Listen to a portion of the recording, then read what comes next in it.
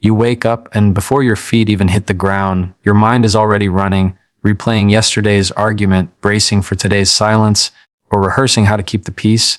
You carry so much of what they don't see. The smile, the patience, the quiet strength that holds everything together while you're slowly unraveling on the inside. But here's the truth. Your worth isn't defined by how well you manage other people's moods. You're not here to earn love by overfunctioning, overthinking, or overlooking yourself. Every morning, you deserve to start with something stronger than stress, something real. You need a voice, your voice, reminding you who you are before the world tries to tell you otherwise. Because when you speak truth to yourself first, you stop shrinking to fit into places that never saw you clearly to begin with. Most people wake up carrying more than they slept off. The weight of unspoken tension in a relationship, the emotional hangover from yesterday's silence, the quiet question, am I the problem or just the one trying too hard? Mornings feel heavy when your mind is already tangled in what wasn't said, what wasn't fair, and what you're still trying to fix. I get it. That inner noise can shape your whole day before it even starts. But what if the first voice you heard, the first truth, was your own, grounded, clear, not shaped by someone else's chaos? Just 4 simple things said with intention to remind you that you're not lost, you're not too much, and you're not alone.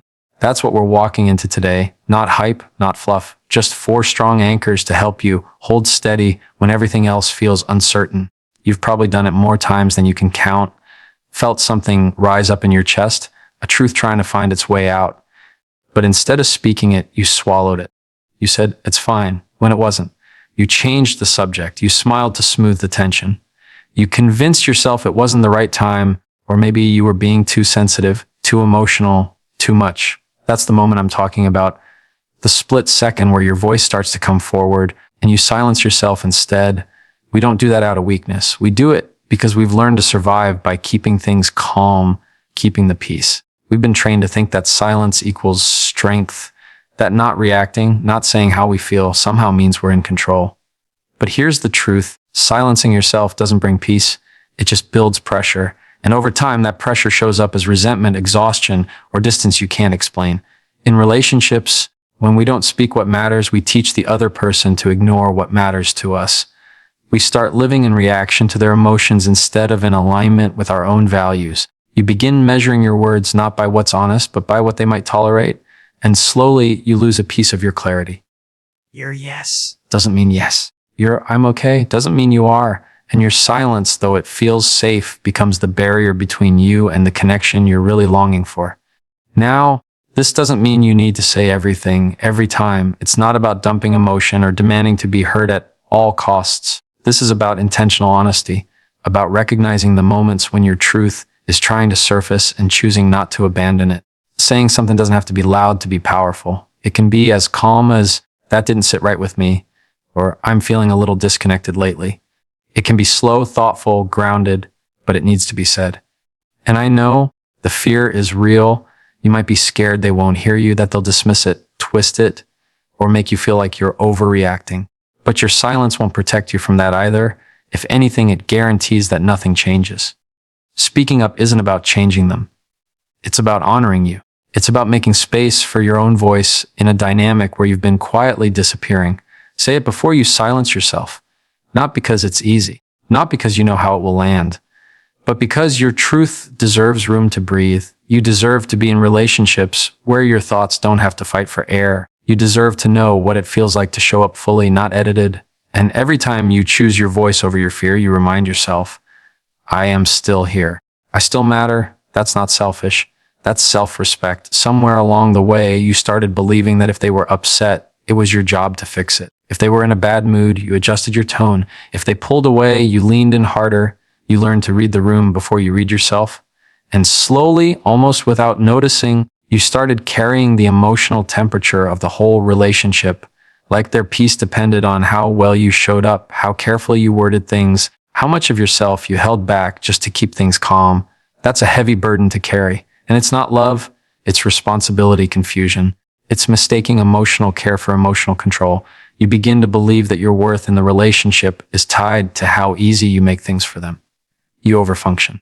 You explain yourself 3 different ways just to avoid being misunderstood. You tiptoe, you overthink, and deep down, you feel the weight of managing both your feelings and theirs. and it's quietly draining the life out of you.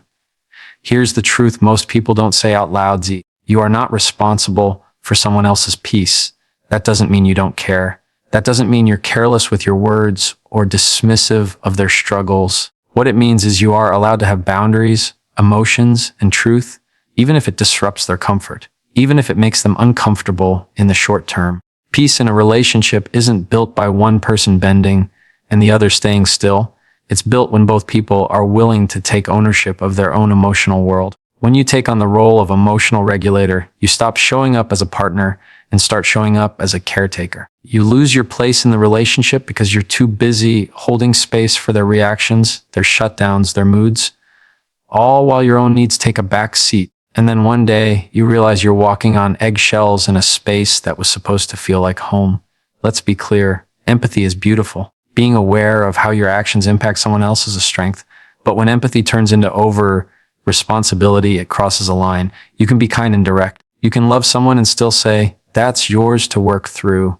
You can care deeply and still refuse to carry what they won't own. If someone's peace constantly depends on you not speaking up, not having a need, or not setting a limit, that's not peace. That's control. And that's not sustainable. So here's your reminder, your presence isn't meant to carry someone else's emotional balance. You're allowed to step back without guilt. You're allowed to let them sit with their discomfort without rushing in to fix it. You're allowed to stop explaining yourself every time they frown. Their peace is their job. Yours is to stay grounded in your truth, even if it shakes the room a little. That's not rejection. That's self-respect. And you've earned that.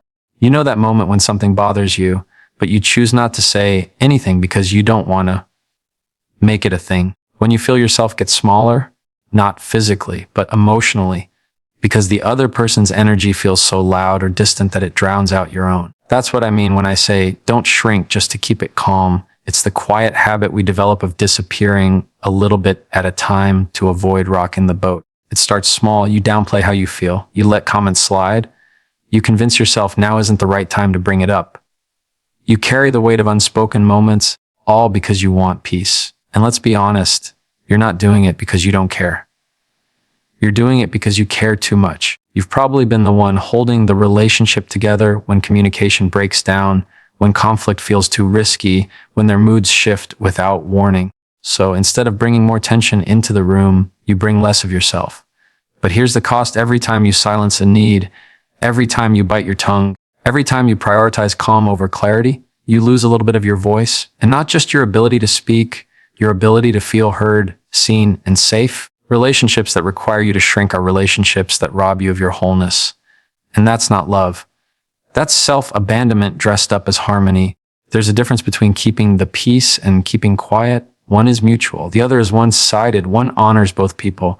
The other only works if one person keeps fading. If you constantly have to monitor your tone, rehearse your words, or read their body language before you speak, that's not a safe space. That's a survival space. And it's hard to grow in survival mode. You don't have to become aggressive to stop shrinking. You don't have to explode after months of silence just to finally be heard.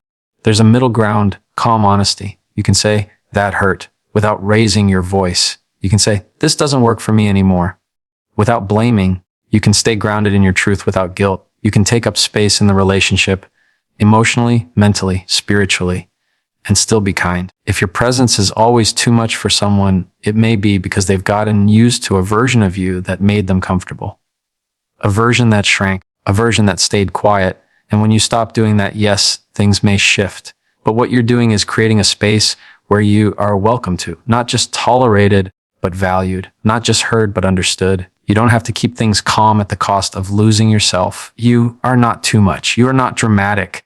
You're just waking up to the fact that your peace matters too. And the relationship worth having is the one where both people can show up fully, not just the version of them that keeps the volume down.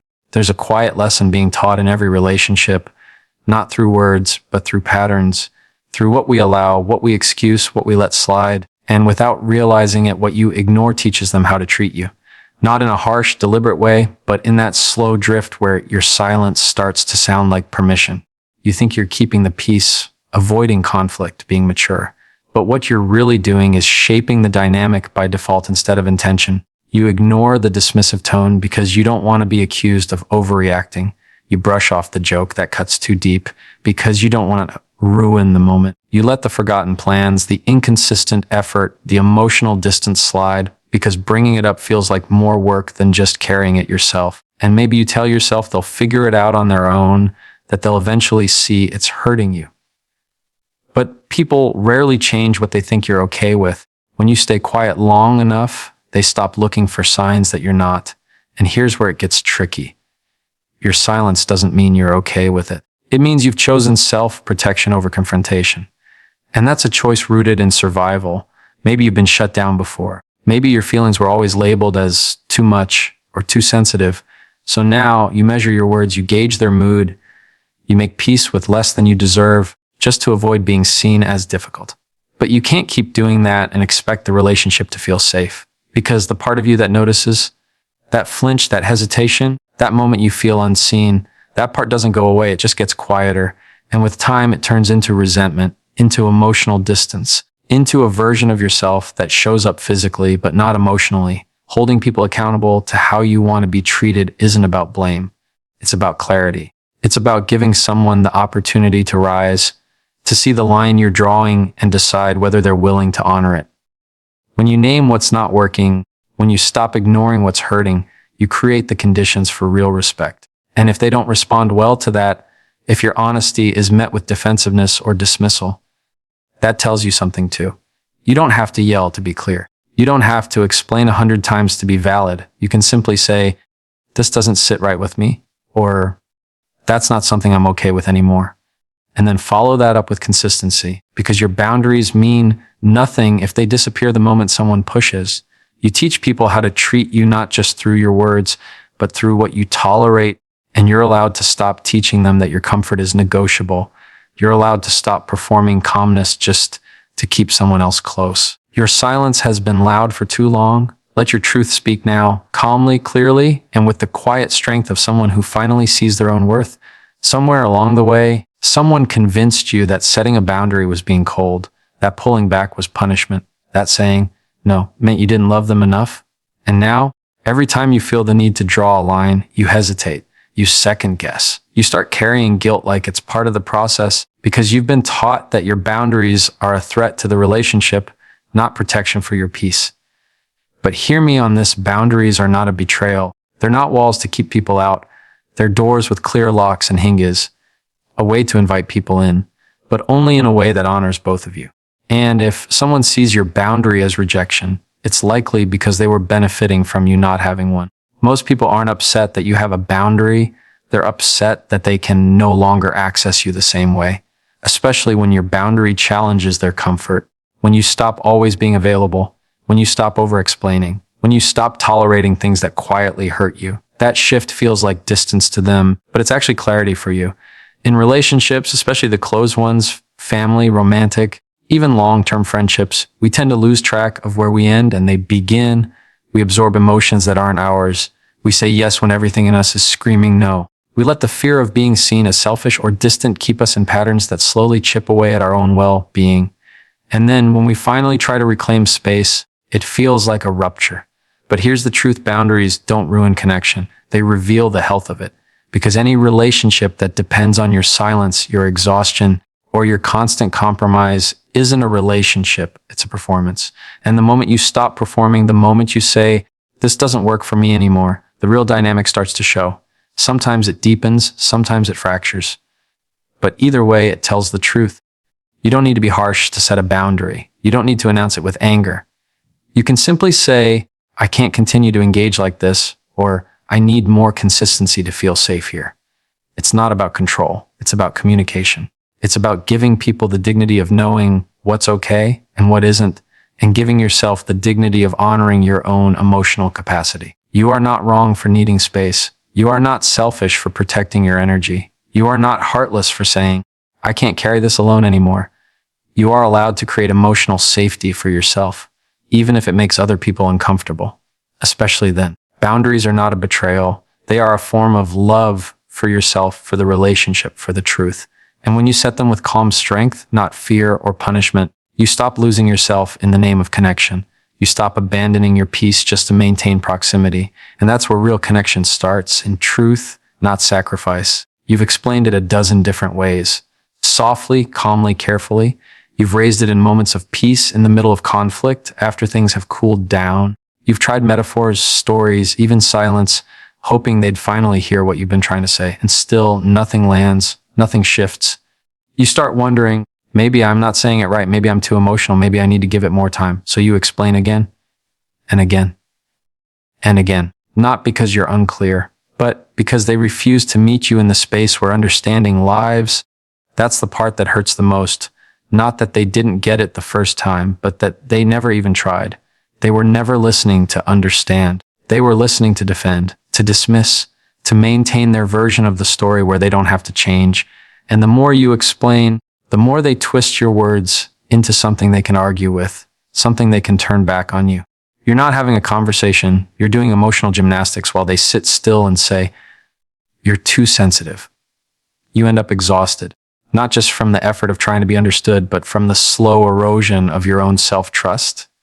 You start thinking maybe they're right. Maybe you are asking for too much.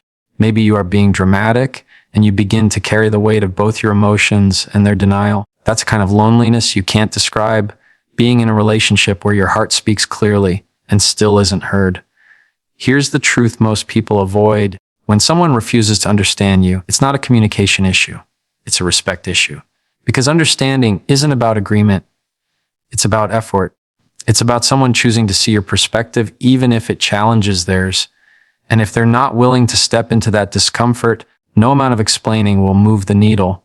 You don't have to keep proving your pain just to be taken seriously. You don't need to rehearse your truth in a way that's palatable to someone who's already decided not to digest it. At some point, the most emotionally intelligent move is to stop trying to be understood by someone who is committed to misunderstanding you. That's not bitterness. That's clarity. This doesn't mean you shut down. It means you stop draining yourself for someone who only listens to invalidate. You can still speak your truth, but you do it for you, not for their acceptance. You name your boundary and then you back it up with action. No raised voices, no long monologues, just calm, firm clarity. You are not difficult for needing to be heard. You are not unreasonable for asking for emotional presence, but there comes a point where you need to stop watering dead soil. When someone shows you repeatedly that they will not hear you, believe them, and then choose peace over permission. Choose self-respect over approval. Not out of spite, but out of wisdom, because your energy is sacred and not everyone deserves an explanation that costs you your voice. You can love someone and still feel deeply unsafe with them. That's the part we don't talk about enough. We assume love is the glue that holds everything together, that as long as there's affection, attraction, shared history, maybe even a future in mind, the rest will sort itself out. But love alone doesn't carry the weight of a relationship. Without emotional safety, love turns into something you have to survive instead of something you get to rest in. Emotional safety means you can bring your full self into the relationship. Your thoughts, your fears, your truth, without being punished for it. It means you don't have to rehearse your feelings 5 times before saying them out loud. You don't have to trade honesty for harmony. You don't have to wonder which version of them you'll get today. You know how to walk with care, but you shouldn't have to walk on eggshells. And yet, so many people do. They stay in love while slowly disappearing. They shrink their needs, tiptoe around triggers, silence their disappointments, all in the name of keeping the peace. But peace without safety isn't peace. It's quiet fear. It's surviving inside a relationship that's supposed to hold you, not wear you down. When emotional safety is missing, you start choosing your words out of fear, not out of truth. You avoid conflict not because there's nothing to say, but because you've learned that honesty gets twisted or ignored. You stop bringing your full heart into the room because every time you did, it was met with indifference or worse, with judgment. Over time, that changes you. Not all at once, but piece by piece. You become more agreeable, more careful, more distant, and less like yourself. Sometimes the person you love doesn't mean to create that kind of space. Maybe they never learned how to regulate emotion. Maybe they've built defenses so high that any feedback feels like an attack. But just because they didn't intend to create emotional harm doesn't mean you aren't being harmed. Intent doesn't erase impact, and your nervous system doesn't feel safe just because they say they love you. Love should not make you feel small. It should not confuse you, silence you, or have you questioning your own memory just to avoid conflict. Real love invites you to be whole. It makes room for your complexity. It listens not just to respond, but to understand. And when things break down, because they will. Emotional safety is what allows you to rebuild instead of just recover. So ask yourself, do I feel emotionally safe here? Can I be honest and still be held with care? Can I disagree and still feel respected? Because love without emotional safety becomes a performance. You put on the version of you they can handle, and you leave the rest outside the door. You deserve more than that. Not just to be loved, but to be safe in love, to be seen and still chosen, to be heard and still valued. Because when emotional safety is present, love stops being something you have to earn and starts becoming the place where you finally exhale. You've made it this far because something in you is tired, not just physically tired, but emotionally worn. You're carrying conversations you never had. You're holding back reactions that never got to breathe. You've been showing up in spaces that expect your silence more than your truth. And at some point, it all starts to feel heavier than it should. The love you're giving doesn't feel returned. The peace you're trying to keep is costing you your voice. And the worst part, on the outside, everything looks fine. But inside, you're not sure how much longer you can stretch yourself thin just to hold things together. So let me say this plainly. Your healing starts with what you tell yourself when no one's watching. Not just affirmations for the mirror, but real, rooted truths that begin to rebuild the part of you that's been chipped away by quiet compromises and emotional neglect. You don't need a script for anyone else. You need one for you. One that speaks to the part of you that's been surviving instead of living. That's what these 4 truths are. Say it before you silence yourself. You've spent years swallowing your voice for the sake of peace, holding in what hurt, minimizing what mattered, nodding when you should have paused. Not because you're weak, but because you were trained to believe that love survives better in silence. But your silence isn't peace, it's pressure. And that pressure builds into disconnection. Say it before it turns into resentment, before it leaks out in sarcasm or cold distance. Say it not to be dramatic, not to win, but to be honest. Because your truth deserves air, and if someone loves you, they'll make space for it. If they can't, that says more about the room you're in than the words you've been holding. You're not responsible for their peace. You've made yourself small to avoid their moods. You explained yourself to exhaustion, walked on eggshells, tried to fix what was never yours. Somewhere deep down, you learned to measure your worth by how easy you made things for other people. But you're not here to regulate someone else's emotions. Their peace is not your project. Your job is to stay rooted in your own truth, even if it disrupts the comfort of someone who only values you when you're agreeable. Caring for someone doesn't mean carrying their emotional chaos. Let them hold their own weight. Let them meet you where you stand, not where you've bent. Don't shrink just to keep it calm. Your softness is not a weakness, but when that softness turns into self-erasure, that's not grace. That's abandonment. You were never meant to be a version of yourself so filtered that your needs disappear. Love shouldn't require you to become invisible. You're allowed to take up emotional space. You're allowed to say, this doesn't work for me. The right relationship won't just tolerate your truth. It will welcome it. You don't have to go quiet just to keep things smooth. Calm at the cost of your voice is not peace. It's performance. What you ignore teaches them how to treat you. Every time you look the other way, you send a message, I'll carry this alone. Every time you stay silent about what hurts, you say, this is okay. But it's not. Ignoring something to avoid conflict doesn't make it go away. It just makes it grow in the dark. You are not difficult for needing more. You are not dramatic for saying this doesn't sit right with me. The longer you tolerate what's misaligned, the further you drift from yourself. You don't have to yell. You don't have to convince. You just have to stop normalizing what breaks your spirit. Let your boundaries speak where your silence no longer can. Boundaries are not a betrayal. The moment you draw a line, someone will call it rejection. That's okay. People who benefit from your lack of limits will always label your clarity as cold. But boundaries aren't rejection, they're reflection. They show where you end and they begin. They protect the relationship from resentment, from imbalance, from burnout. You are not responsible for how someone reacts to your need for space, respect, or time. You can say no and still be kind. You can say enough and still be loving. The people who are meant to walk with you will adjust to your boundaries, not ask you to remove them. Stop explaining what they refuse to understand. You've twisted yourself into knots trying to make someone see what they've already decided not to.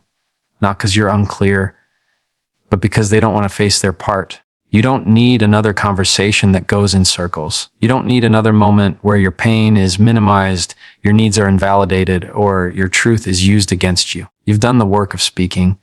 If they're not listening, that's not your cue to keep explaining. That's your cue to start listening to yourself. Understanding isn't about how well you communicate. It's about how willing they are to hear. Love doesn't work without emotional safety. You can be committed. You can be loyal. You can love them with everything in you. But if you can't breathe in the relationship, if you can't bring your full heart without bracing for impact, that's not love, that's endurance. Love isn't supposed to feel like a place where you're constantly trying not to fall apart. Real love lets you exhale. It gives you room to be wrong, to be vulnerable, to be whole. If you can't speak without fear of backlash, if you can't express without being labeled as difficult, then you're not in love. You're in survival, and you deserve better than that. So this is where it all lands. 4 truths, 4 anchors, 4 ways to come back to yourself before the world pulls you in 100 different directions. Not every morning will be easy. Not every day will feel clear, but you have a choice every single time you wake up to start from a place of honesty, not fear, wholeness, not performance, truth, not silence. You've been doing the emotional labor of keeping things together for a long time.